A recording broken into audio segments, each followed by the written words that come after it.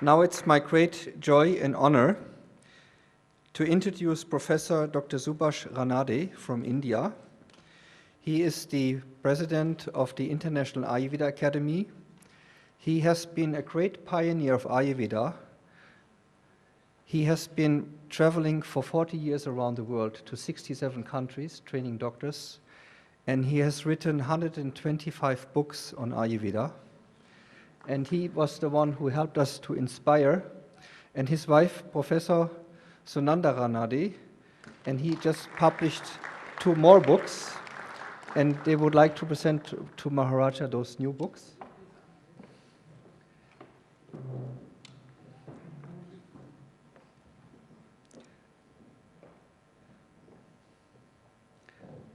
Yeah.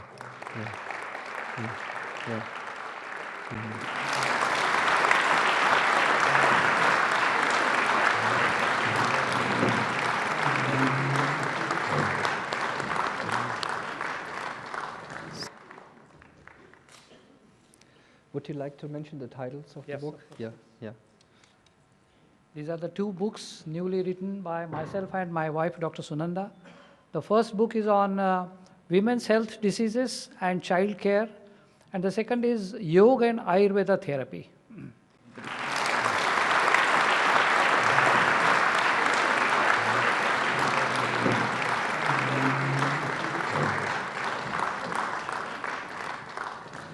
So, Professor Ranade, if you could please come. We met in some international conference where I had the honor to be keynote speaker in Gujarat and also in Dubai. And we became friends. So he came to visit our clinic in Bad Ems, and then he came to Meru. And we said, why don't we work together? Why don't we join? And then he had also the idea that we organize this wonderful conference together. And he will be talking now about lifestyle diseases and their solutions in Ayurveda and Yoga. Professor Ranade.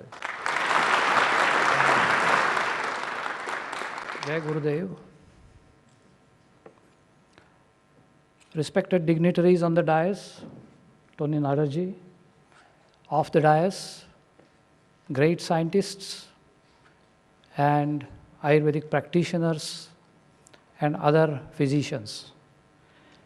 It's my privilege to address this august gathering. My topic today is lifestyle disorders and its solution through Ayurveda and Yoga. The question is, what is lifestyle? It is our attitude towards looking at the things surrounding us. The attitude can be positive or negative.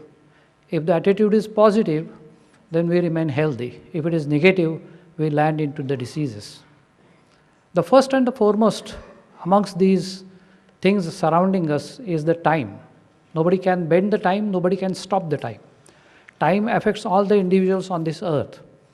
And time can be divided into 2 things like diurnal variation, day and night, and seasonal variation. The time affects the internal biological rhythm, the doshas, the body and mind, and there are certain rules and regulations that we have to follow so that we remain healthy. The next comes 3 pillars of our life: food, sleep, and sex. Yes, it's not a question, because the sleep is very important because it gives rest to the body and mind. Sex is also useful because it relieves stress, but it has to be appropriately used.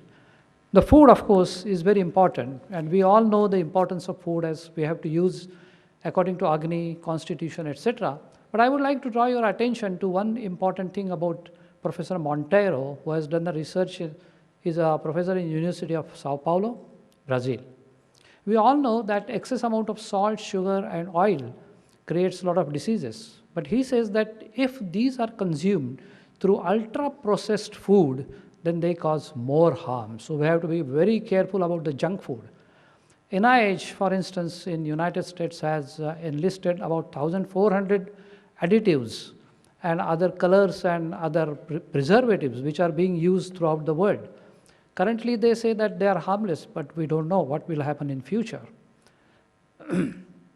Man is a social animal, and we have to behave while moving in the society, and therefore there are certain rules as well.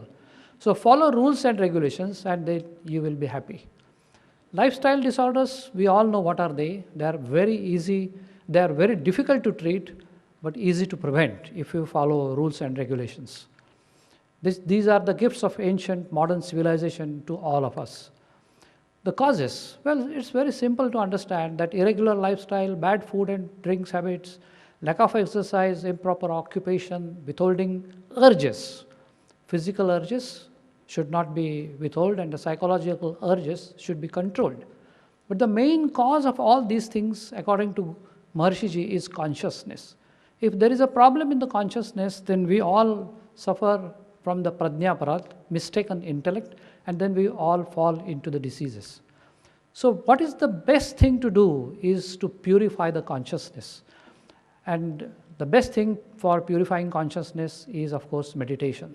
We all know that there are several ways of meditation, but Maharshiji founded the Transcendental Meditation, and it is one of the best, highly researched meditation that has been proved to be very successful for preventing lifestyle diseases. Well, I am not the person to speak in front of Dr. Keith Wallace, who has done the pioneering research work and did the PhD in Transcendental Meditation. There are so many scientists sitting in front of me from Maharshi University of Management, so better not to speak much about the Transcendental Meditation, but let me tell you that just now Tony Nadarji has said that more than 700 research papers have been already published on TM, and it has been now found to be a very effective tool to reduce the lifestyle disorders like blood pressures and the stress and strain and all those things. And therefore, myself and my practice have been initiated by on Transcendental Meditation by Girishji. We are practicing this meditation since last year or so, and we have found it to be very effective for reducing stress. Stress, every day we have stress all over the world, even from children to adults, the stress is there. And what happens with the stress is that we start forgetting things, we have problems with our society, we have problems in the family, and this is the final thing that can result into the stress. Yeah. Unfortunately, true it is. So that's what we are suffering, and if we want to reduce the stress, the only answer is the Transcendental Meditation. Mind-body relation has been understood by yoga and Ayurveda from centuries together. And the best way to treat the mind-body is to understand the 5 sheets or koshas. Yoga and Ayurveda has accepted these 5 sheets. If you see the picture, you will find that the physical body, between the physical body and the mind, there is a pranamaya kosha, or the science or the breath. So pranayam is the best tool to cure both the diseases in the body as well as in the mind. So conscious rhythmic breathing with a pause is called as pranayama. Pranayama not only affects the lungs and heart apparatus, but it goes throughout the body. As you might have studied that Gheranda Samhita and Hatha Yoga Pradipika have mentioned 75,000 nadis or 350,000 nadis throughout the body. And that is the basic principle of treatment of one of the best modalities for treating lifestyle disease, and that is the Ayurveda and Marma therapy. Yogasanas, postures are also very important. But postures must be understood in a very specific way. There are 2 different types of exercises, Western exercise and yogic exercise. Western exercises are for the exercises of the compact organs like hands and feet and compact organs, but yogasanas or postures are the exercises for the hollow body. They are the best exercises for heart and lung apparatus. They are the best exercises for gastrointestinal tract, and they are very much attuned to biological rhythm. They bring homeostasis very easily between the doshas in the body, and therefore yogasanas must be done very perfectly. Stable and steady and blissful yogasanas are very much helpful to prevent lifestyle disorders. The most important thing is transdermal purification and transvisceral purification. What happens is that we accumulate a lot of toxins in our day-to-day life, and these toxins must be properly purified. Without that, there are no good results of medicines. So transdermal purification, that means oleation and sudation, is very important to not only they throw out the toxins from the skin, but they also throw out the toxins from the compact organs. And then comes this transvisceral biopurification. In Ayurveda, there are 5 scientific selective procedures And if they are properly used according to specific disease, they not only remove and reduce toxins, ama, waste products, and aggravated doshas from the body, make the body clean, and then we can use proper medicines and herbs and rasayanas. Now, Rasayana is a gift of Ayurveda to the entire mankind, rejuvenation. And Maharshiji has also explained this Rasayana. We have just now listened to his speeches. And Rasayana is such a system that it increases ojas, it boosts the immunity, and is extremely important for preventing lifestyle diseases. There are several Rasayanas that I can mention, but because of short of time, I will just mention few. For instance, Tinospora cordifolia is a solution for autoimmune diseases. Bhumyamlaki is a scientifically researched hepatoprotective herb. Arjuna is the best tonic for the heart. In fact, there is no other herb in the entire world which can give strength to the heart after the heart attack or after some heart problems. Comifora or Gugulu is the proven anti-atherosclerotic. Pippali is the solution for all metabolic disorders. Asparagus racemosus is a boon for all the women. Ashwagandha is a preventive muscular for preventing muscular and bony diseases, and it's very good for kapha and vata constitution people. Brahmi, Shankhapushpi, probably the solution for all central nervous system diseases. Jatamansi is an excellent herb for preventing hypertensive disorders. Conclusion. Lifestyle disease can be prevented if rules and regulations are properly followed. Transcendental meditation, pranayama and asanas can prevent psychological and physical disorders.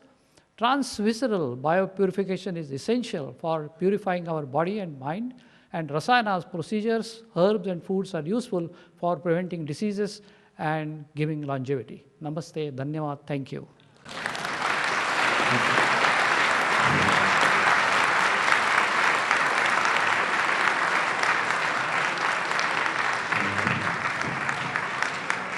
Thank you so much, Professor Ranade, for bringing so much information in such short time.